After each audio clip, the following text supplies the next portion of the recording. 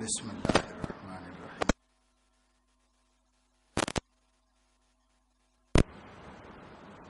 الحمد للہ وکفی وسلام علی عبادہ الذین اصطفی. اما بعد.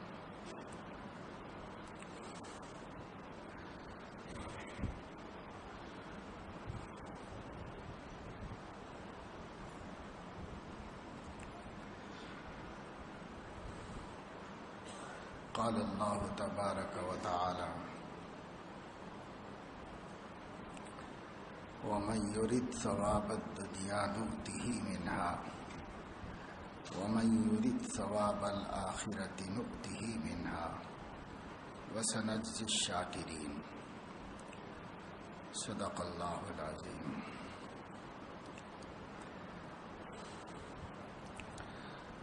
اللہ رب العزت نے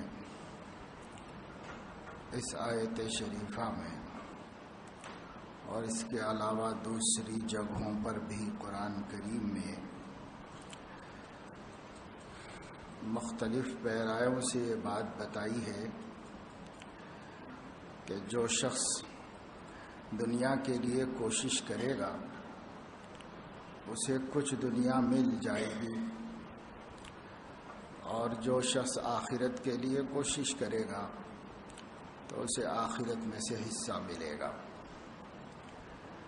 انسان کی سعی جس نیت اور جس مقصد کے لیے ہو، اللہ تبارک و تعالی شانہ کی طرف سے اس کی نیت کے مطابق اس کے مقصد تک پہنچنے کے اسباب بنا دیے جاتے ہیں.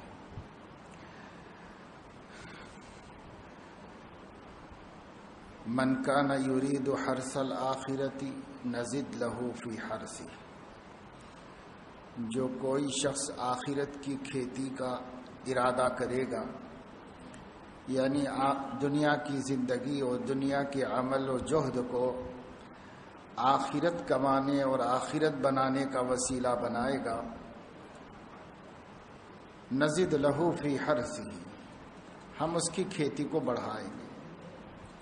اور یہی نہیں کہ جتنی اس نے محنت کی ہے اتنا اس کو پھل مل جائے، نہیں. اللہ فرما رہے ہیں کہ اس نے تو محنت کی، بیج بویا، عمل لگایا، لیکن ہم اس کو بڑھاتے رہیں. آخرت میں وہ اتنی مقدار میں نہیں ملے گا جتنی مقدار اس کی محنت ہے، اس سے بڑھ کر اور اس سے زیادہ اللہ تعالیٰ عطا فرمائیں گے. کیونکہ اللہ تعالیٰ کا قاعدہ ہے من جاء بالحسنۃ فلہ عشر امثالھا. جو کوئی نیکی لے کر آئے تو اس کے لیے 10 گنا ہے. تو جو شخص آخرت کی کھیتی پر محنت کرے گا، نزد لہ فی حرثہ، ہم اس کی حرث کو، اس کی کھیتی کو بڑھاتے رہیں گے، اضافہ کرتے رہیں گے. وَمَنْ كَانَ يُرِيدُ حَرْثَ الدُّنْيَا نُؤْتِهِ مِنْهَا. جو دنیا کی کھیتی پر محنت کرے گا، یعنی اس کی کوششوں، اس کے اعمال، اس کی فکر، اس کی محنت کا اصل مقصد کچھ دنیا بن جانا، دنیا سنور جانا، دنیا کی حاجات و ضروریات کا پورا ہو جانا ہے. اگر یہ اس کا مقصد ہے اور اس لیے زندگی میں جہد و عمل کر رہا ہے، جو بھی ہو سکا محنت کوشش کر رہا ہے، تو فرمایا نؤتہ منہا وما لہ فی الآخرۃ من نصیب. ہم اس کو کچھ دنیا دے دیں گے لیکن آخرت میں اس کا کوئی حصہ نہیں ہوگا. اللہ رب العزت نے اس اعلان کے ذریعے سے اپنے بندوں کے 2 گروہ بتا دیے.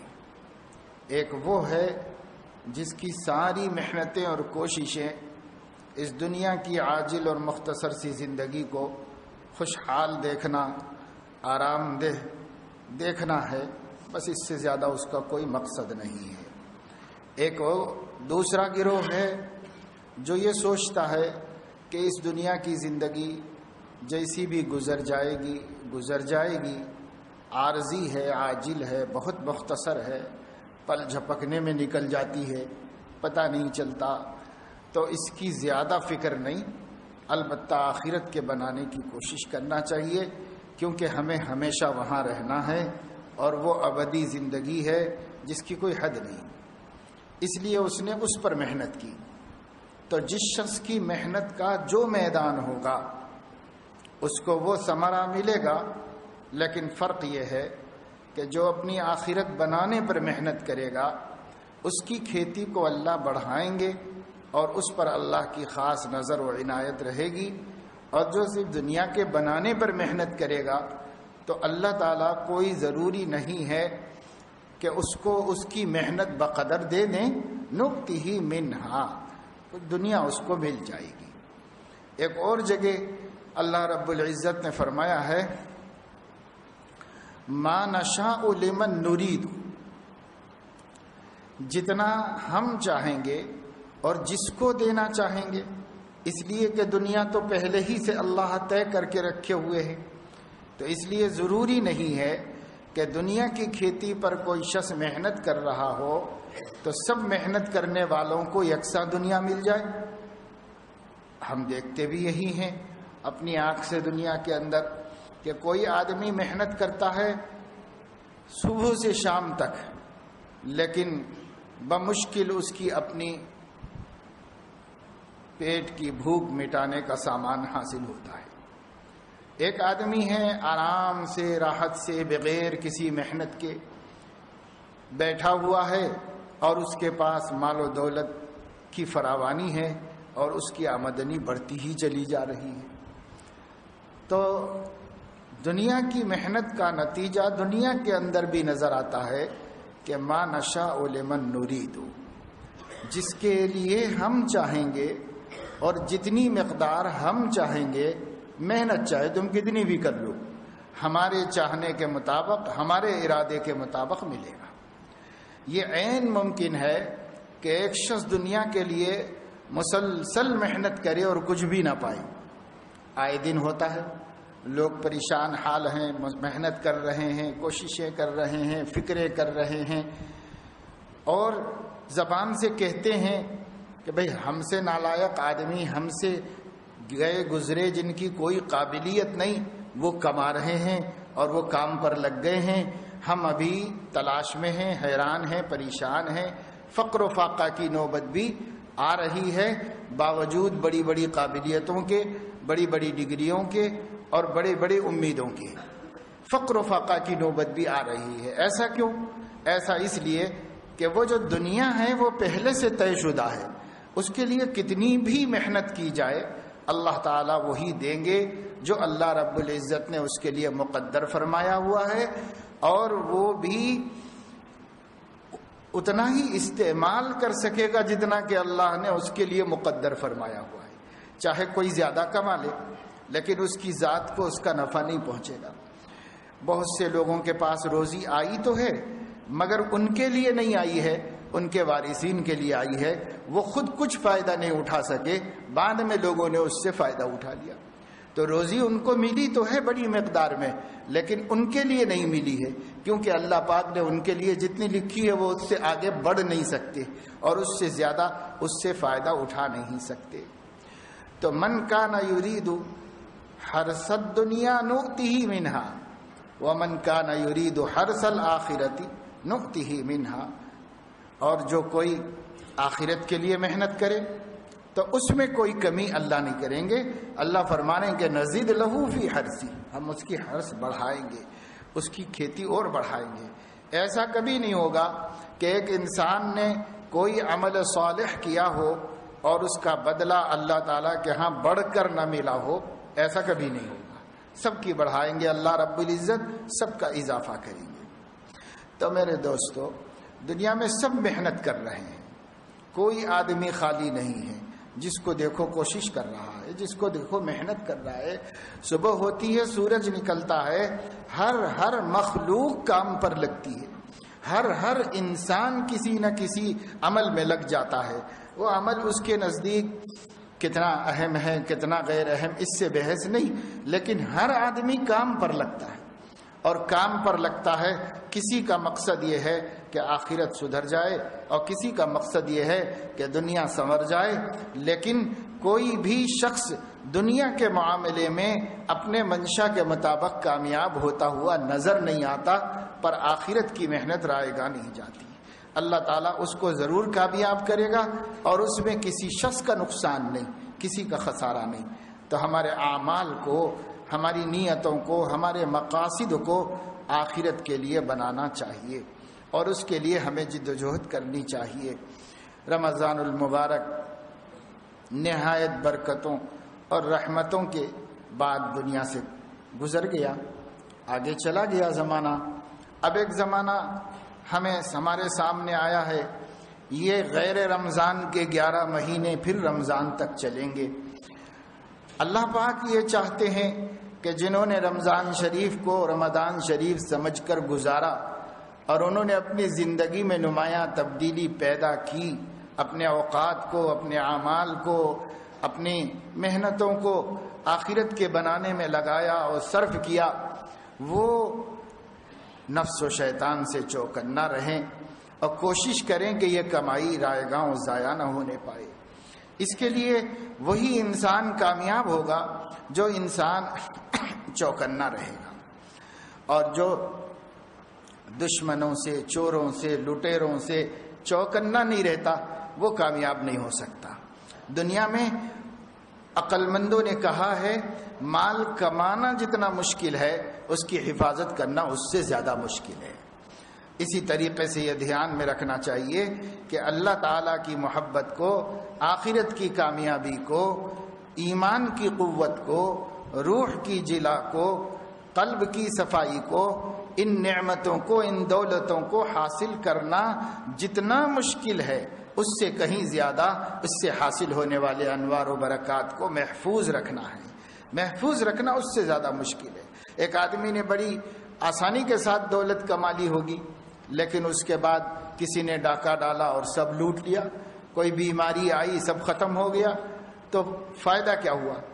اسی طریقے سے دین کی یہ نعمتیں جو ہم نے کمائی، جمائی، بڑی محنت کی، اللہ کے بندوں نے نمازوں کا اہتمام کیا، روزے رکھے، تراویحیں پڑھیں، تہجد پڑھی، نفلیں پڑھیں، خیرات کیے، ذکر کیا، تلاوت کی، اعتکاف کیا، غریبوں کی خدمت کی، زکاتیں ادا کی، ماشاءاللہ بہت سے اعمال صالحہ ہر شخص اپنی حیثیت کے مطابق کرتا رہا۔ اللہ نے جس کو جتنی توفیق دی اس نے اتنی قدر کی، لیکن رمضان شریف اب باقی نہیں رہا۔ اس کے جو خاص انوار و برکات اور ماحول اور اثرات ہوتے ہیں وہ اب نہیں رہے۔ اب انسان کو بڑی ہوشیاری سے وقت گزارنا پڑتا ہے۔ جتنی آسانی سے رمضان میں نیکی کر لیتا ہے اتنی آسانی سے غیر رمضان میں نہیں کر پاتا۔ جتنی آسانی سے رمضان میں گناہ چھوڑ دیتا ہے اتنی آسانی سے غیر رمضان میں نہیں چھوڑ پاتا۔ وہ ایک خاص ماحول ہے جس میں اللہ کی طرف سے بندوں کی خاص مدد کی گئی ہے، لیکن اب ہمیں زیادہ ہوشیاری کے ساتھ اور بہت اہتمام کے ساتھ وقت گزارنا ہوگا۔ جو شخص چاہتا ہے کہ وہ رمضان کی جمع کی ہوئی دولت کو باقی رکھے اور اس سے محروم نہ ہو تو اس کو چاہیے کہ حفاظت کی فکر کرے، اور حفاظت کی فکر یہ ہوتی ہے کہ دو دشمن انسان کے پیچھے ہمیشہ لگے ہوئے ہیں۔ ایک تو اس کا نفس ہے جو اندر میں ہے، اور اندر کی جو قوت ہوتی ہے مخالف قوت، وہ بہت ہی تکلیف دہ ہوتی ہے، سخت ہوتی ہے، اس کا مقابلہ آسان نہیں ہوتا۔ اندر کی طاقت بہت مشکل سے قابو میں آتی ہے۔ اس وجہ سے ایک تو نفس ہے جس کے بارے میں نبی پاک صلی اللہ علیہ وسلم نے فرمایا تیرا سب سے بڑا دشمن تیرا نفس ہے جو تیرے اندر ہے، سینے میں ہے، انسان کی ذات میں اللہ نے رکھا ہے، وہ دو پہلوؤں کے درمیان میں ہے۔ فرمایا یہ سب سے بڑا دشمن ہے، یہ داخلی فتنہ ہے، اس سے بھی انسان کو مقابلہ کرنا پڑتا ہے، اور ایک خارجی فتنہ ہے اور وہ شیطان کا فتنہ ہے۔ ابلیس وہ اللہ کے پاس قسم کھا کے آیا ہے کہ میری ایک لمبی عمر ہو جائے، اللہ نے اس کی عمر اس کو اس کی خواہش کے مطابق دے دی ہے، اللہ تعالیٰ نے اس نے کہا انظرنی الی یوم یبعثون، قیامت تک مجھے عمر دیجئے، زندگی لمبی کر دیجئے۔ تو اللہ تعالیٰ نے فرمایا انک من المنظرین، تجھے یہ مہلت دے دی گئی جو تو طلب کر رہا ہے۔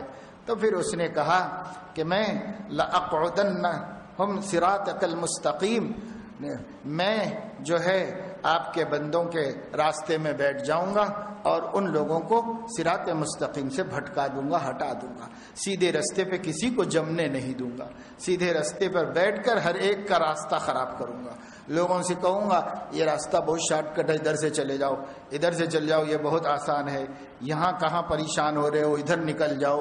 جیسے کوئی بھٹکانے والا انسان ہوتا ہے، ایسے یہ شیطان اللہ تعالیٰ سے وعدہ کر کے آیا ہے کہ میں صراط مستقیم پر بیٹھ کر تیرے ہر بندے کو اس راستے سے بھٹکاتا رہوں گا اور کہوں گا ادھر سے مت جاؤ، ادھر سے چلے جاؤ، ادھر سے تمہارا بھلا ہو جائے گا، اور لوگ بھٹکتے رہیں گے۔ تو اللہ تعالیٰ نے فرمایا، اس نے خود بھی کہا اور اللہ نے بھی اس سے کہا، اس نے کہا الا عبادک منہم المخلصین، تیرے بندوں میں سے اخلاص والے بندے، تیرے چنے ہوئے بندے، خاص بندے، وہ بندوں کو تو میں نہیں بھٹکا سکوں گا، باقی سب کو بھٹکاتا رہوں گا۔ تو اللہ تبارک و تعالی شانہ نے بندوں کو دعوت دی کہ وہ سب اللہ کے خاص بندے بن جائیں، یعنی اللہ کی محبت اور اللہ کی خشیت کے ساتھ جینے والے بن جائیں۔ اللہ رب العزت ہمیشہ منظور نظر رہے، ہمیشہ بندے کے سامنے رہے، ہمیشہ اللہ کی رضا اور اس کی خوشنودی کو مقصود بنائے۔ سارا جہاں خلاف پروانا چاہیے، مد نظر تو مرضی جانا نہ چاہیے، بس ایک نظر سے سوچ کے کر تو یہ فیصلہ، کیا کیا تو کرنا چاہیے، کیا کیا نہ چاہیے، یعنی محبوب کو، اللہ کو مد نظر رکھو بس۔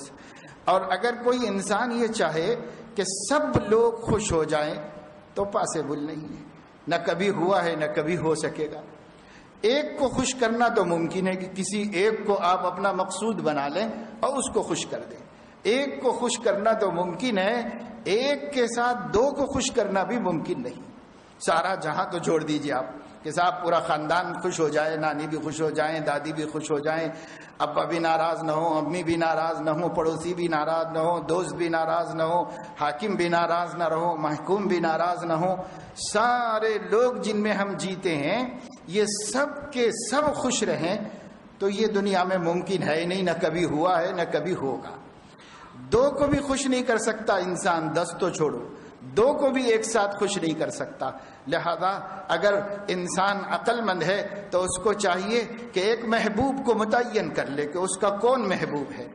دنیا محبوب ہے، اسی کے پیچھے کھپے مرے، رشتہ دار محبوب ہے، انہی کے پیچھے کھپے مرے، بیوی محبوب ہے، اسی کے پیچھے زندگی لگا دے، کسی ایک کو راضی کر سکتا ہے۔ عقل مند وہ ہے، ایمان والا وہ ہے جو اپنے مولائے مہربان کو اپنا محبوب بنا لے، بس میں اس کو راضی کروں گا، اس کی رضا کے ساتھ جو راضی ہوتا ہے ہو جائے، اور اس کی رضا کے ساتھ کوئی ناراض ہوتا ہے تو میں تو نہیں کر رہا ہوں، وہ خود ناراض ہوتا ہے تو ہو جانے دو، میں کیا کر سکتا ہوں، میں تو صرف ایک اللہ کو راضی کرنے کی فکر کر رہا ہوں کہ ایک اللہ مجھ سے راضی ہو جائے۔ تو اکیلے کو ہم راضی کر سکتے ہیں، دو کو ایک ساتھ راضی نہیں کر سکتے، اسی لیے تو توحید رکھی گئی ہے کہ تمہارا ایک ہی معبود ہے، تم ایک ہی معبود کو سنبھال سکتے ہو، ایک ہی معبود ہے تمہارا، دوسرا کوئی ہے ہی نہیں تمہارا۔ تو اللہ پاک ہے، اللہ پاک کو ہم سنبھالیں۔ ہم جب مقابلہ ہو جائے گا تو دو چیزوں میں کہ اس کو چھوڑا جائے یا اس کو چھوڑا جائے، جیسے کوئی آدمی کسی کے گھر پر آ کر کھڑا ہو جائے بندوق پستول لے کر اور یہ کہے کہ یا تو جان دینی پڑے گی یا پھر یہ سب مال دے دو مجھے، تو وہ چپکے سے اپنی چابیاں تجوری اس کے حوالے کر دے گا۔ اگر عقل مند ہوگا تو بھائی سب لے جاؤ، زندگی باقی ہے، اور کما لیں گے اور کچھ راستہ نکال لیں گے، جان تو نہیں دے گا۔ ہاں اگر کوئی بنیا ہوگا تو وہ ہو سکتا ہے کہ جان دے دے، پیسہ جمع کے چھوڑ کے چلا جائے تو وہ بھی جائے گا، وہ بھی جائے گا۔ لیکن عقل مند ہوگا تو کہے گا بھائی جان ہے تو جہان ہے، جان رکھ لو، جو بھی ہے لے جاؤ، سب دے دینے کے لیے تیار ہو جائے گا۔ اسی طریقے سے جب مومن کے سامنے بات آتی ہے کہ بھئی یا جان دے دو یا ایمان دے دو، تو مومن کہتا ہے جان کی کیا قیمت ہے ایمان کے سامنے، جان لے لو، 10 دفعے لے لو جان، ایمان چاہیے، ہم اسے بچا کے لے جائیں گے، اس کے یہ ہے تو سب کچھ ہے، جیسے دنیا میں جان ہے تو سب کچھ ہے، اور آخرت کے اعتبار سے ایمان ہے تو سب کچھ ہے۔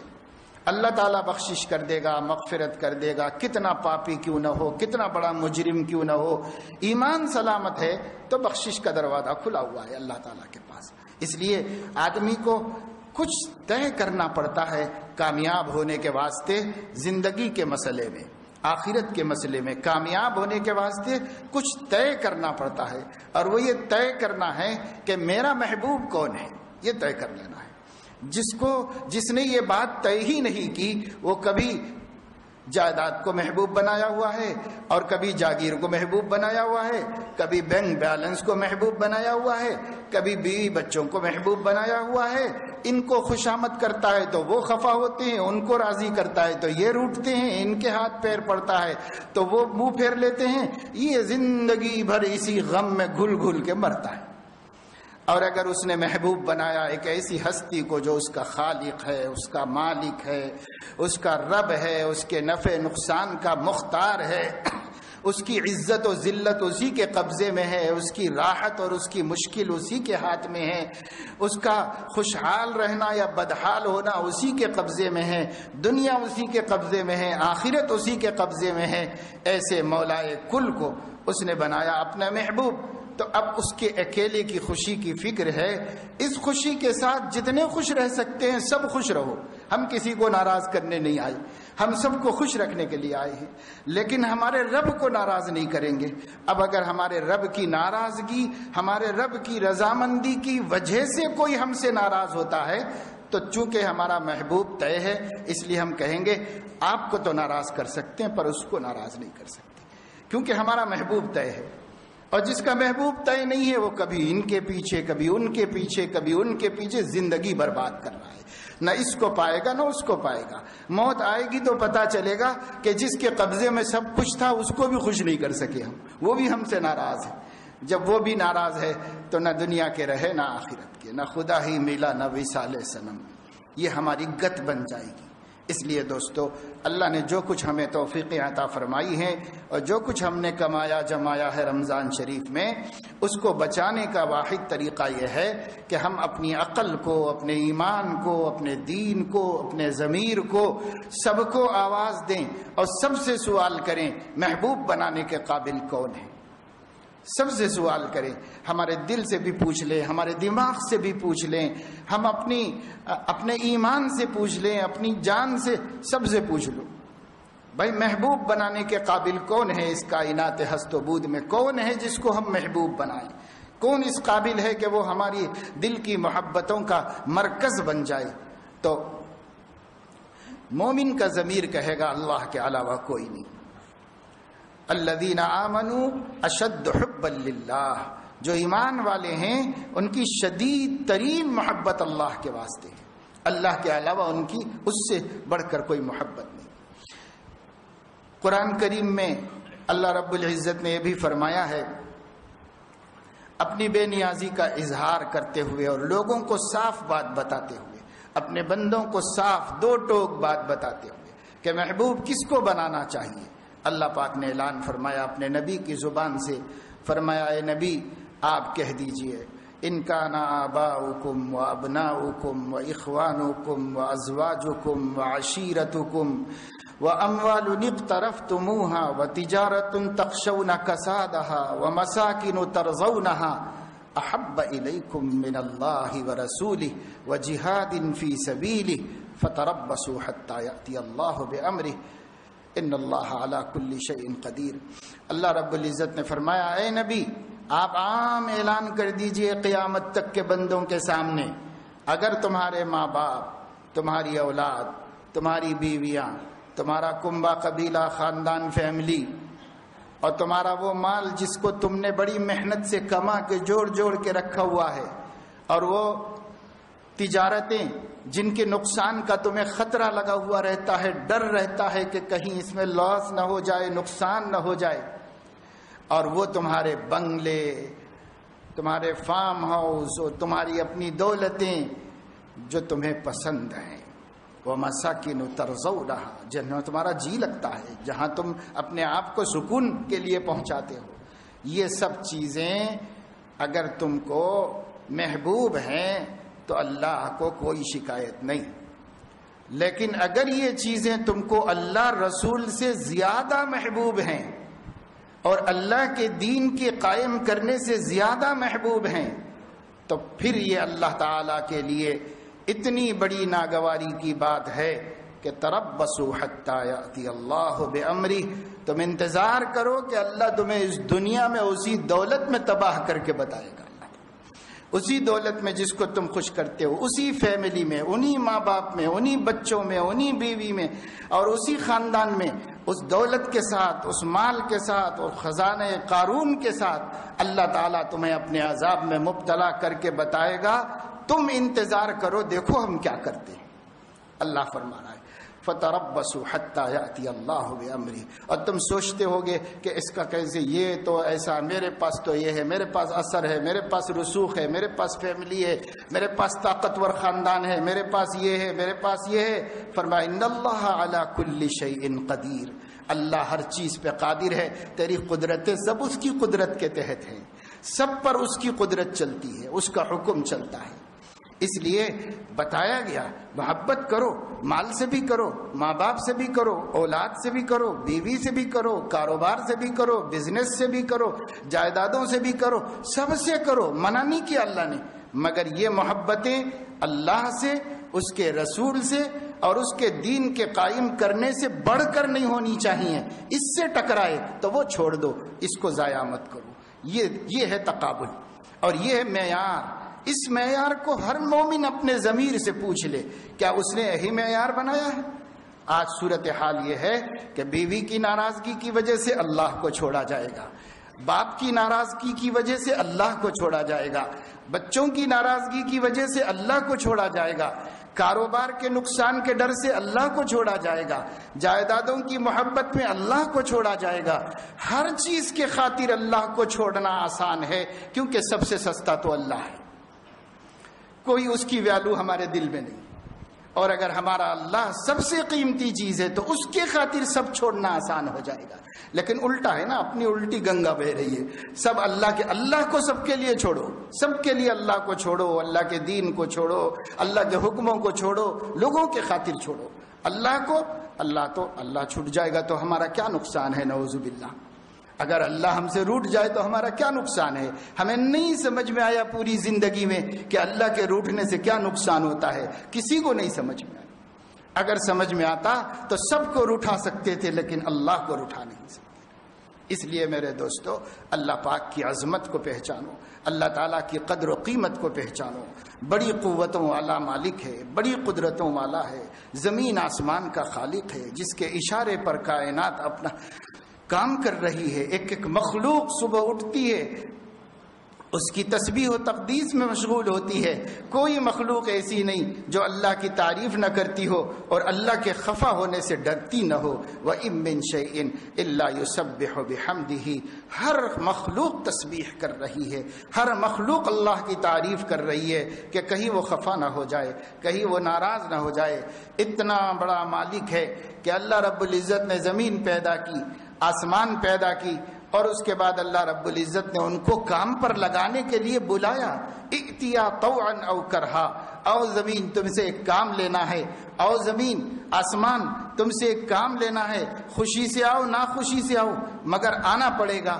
تو اللہ تعالیٰ فرماتے ہیں انہوں نے اللہ کو جواب دیا اتینا طائعین، اے اللہ ناراضی سے کیوں آئیں گے، ہم آپ کی مخلوق ہے، خوشی خوشی حاضر ہیں، خوشی خوشی حاضر ہیں. تو آسمان جس کی نافرمانی کی جرت نہیں کر سکا، زمین جس کی نافرمانی کی جرت نہیں کر سکی، پہاڑ جس کی نافرمانی کی جرت نہیں کر سکے، یہ بالش بھر انسان اس کی نافرمانی پر باغی بن کے کھڑا ہوا ہے. کوئی حکم ہو دیکھا جائے گا، کوئی حکم دیکھا جائے گا، اذان ہو رہی کوئی پرواہ نہیں، نماز ہو رہی کوئی پرواہ نہیں، حلال و حرام کا مسئلہ کوئی پرواہ نہیں، پردے کا مسئلہ کوئی پرواہ نہیں، جائز کوئی پرواہ نہیں. ارے اللہ کا حکم ہوگا، ٹھیک ہے اپنی جگہ ہوگا، لیکن ہمیں جو کرنا ہے وہ کریں گے، دنیا جو کر رہی ہے وہ کریں گے، زمانہ جو کہہ رہا ہے وہ کریں گے. ایسے بندوں سے اللہ رب العزت روٹھ جاتا ہے. موقع تو بہت دیتا ہے کیونکہ اس سے بڑھ کر حلیم کوئی نہیں. اس لیے موقع تو بہت دیتا ہے، لیکن جب ڈوری کھینچتا ہے تو دنیا کی کوئی طاقت، کوئی ولی، کوئی پیغمبر، کوئی نبی، کوئی بڑی سے بڑی قوت اس کے راستے میں نہیں آ سکتی، اس کے ارادوں میں رکاوٹ نہیں بن سکتی۔ یفعل ما یرید، جو چاہتا ہے کر گزرتا ہے، اس میں کسی کا دخل نہیں، کسی کو اس میں کوئی طاقت نہیں۔ اس لیے اللہ تعالیٰ کو ہم اس وقت تک نہ آزمائیں کہ وہ ہماری ڈوری کھینچنے کا وقت آ جائے، اس وقت تک اللہ کے حلم کو نہ آزماؤ۔ اللہ بہت حلیم ہے، بہت نظر انداز کرتا ہے، لیکن ہم اس کو آزماتے بیٹھے نہ رہیں، بلکہ اللہ کے اس حلم کا فائدہ اٹھائیں، جلد سے جلد اللہ تعالیٰ کو راضی کریں، خوش کریں، اور اپنا محبوب اسی ایک ذات کو بنائیں۔ اس کی رضا ہے تو ٹھیک ہے، اس کی رضا نہیں ہے تو ٹھیک ہے، اسی کے حکم سے چلنے والے بن جائیں۔ وہ جو اذن دے تو قیام ہے، وہ جو اذن دے تو قعود ہے، بنا اس کی حکم پاک کے، بنا اس کی مرضی پاک کے نہ قیام ہے نہ قعود ہے، کچھ بھی نہیں، سب اللہ کے لیے کرنا ہے، سب اللہ کے لیے کرنا ہے۔ یہ مومن اپنا طریقہ کار بنا لے۔ اللہ تعالی ہمیں توفیق دے کہ ہم اللہ تعالیٰ کی بے انتہا مہربانیوں، اتھاہ احسانات، ان گنت و بے شمار رحمتوں جو ایک مہینے تک مسلسل ہم پر وہ برساتا رہا اور ہمیشہ ہی برساتا رہتا ہے، اس کی قدر کرنے کی توفیق عطا فرمائے، اور اس ماحول کو اب ہمیشہ کے لیے اپنی زندگی میں باقی رکھنے اور زندگی کی آخری سانس تک نمازی رہنے، پابند رہنے، گناہوں سے بچتے رہنے کی توفیق اللہ تعالی ہم سب کو نصیب فرمائے، اور نفس و شیطان کے مکائد سے رمضان کے بعد ہمارے خسارے سے ہماری حفاظت فرمائے۔ اللہ کے نبی صلی اللہ علیہ وسلم نے ایک دعا میں یوں عرض کیا تھا، اے اللہ، ترقی کے بعد زوال سے اور ہدایت کے بعد گمراہی سے میں آپ کی پناہ چاہتا ہوں۔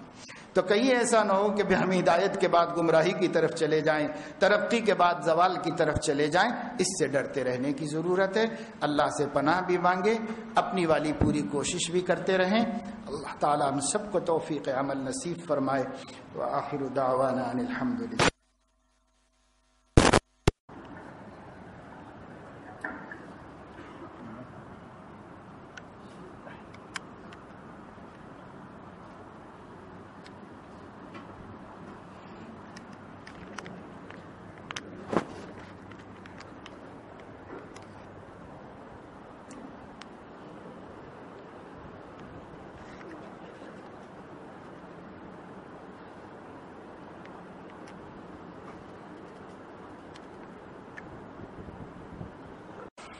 بسم اللہ الرحمن الرحیم۔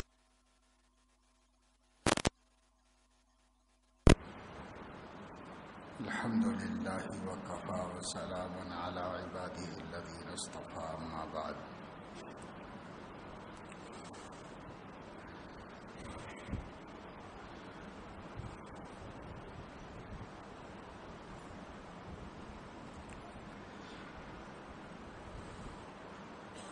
قال اللہ تبارک و تعالی: